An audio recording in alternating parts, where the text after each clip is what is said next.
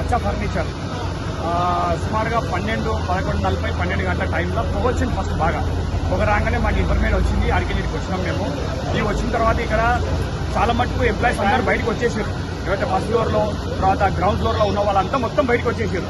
కానీ కింద సెల్లార్లు ఎవరైతే వాచ్మెన్ ఫ్యామిలీస్ కానీ తర్వాత కొందరు సెల్లార్లో పనిచేసే వాళ్ళు ఉంటారు, వాళ్ళు కింద ఉండిపోయారు. అంటే వాళ్ళు పొగ ఎక్కువ రావడం వల్ల వాళ్ళు బయటికి రానికి యాక్సెస్ దొరకలే వాళ్ళకు.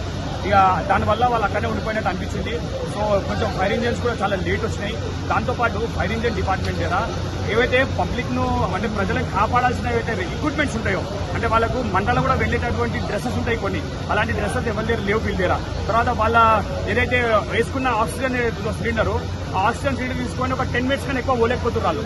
ఆ గేట్ మధ్యలో ఉందని చెప్పేసి, గేట్ లాక్ ఉందని చెప్పేసి ఆ గేట్ ఓపెన్ చేయలేకపోతున్నారు వాళ్ళు. ఒకవేళ గేట్ ఓపెన్ చేసినట్టు అయితే 2-3 గంటల ముందు లోపల ఉన్న వాళ్ళు మేబీ మనం బచాల్సింటున్నాము. ఇంకా ఇప్పటికి కూడా తెలియదు. వాళ్ళు మంచిగానే ఉండాలని దేవుడిని కోరుకుంటున్నాను నేను.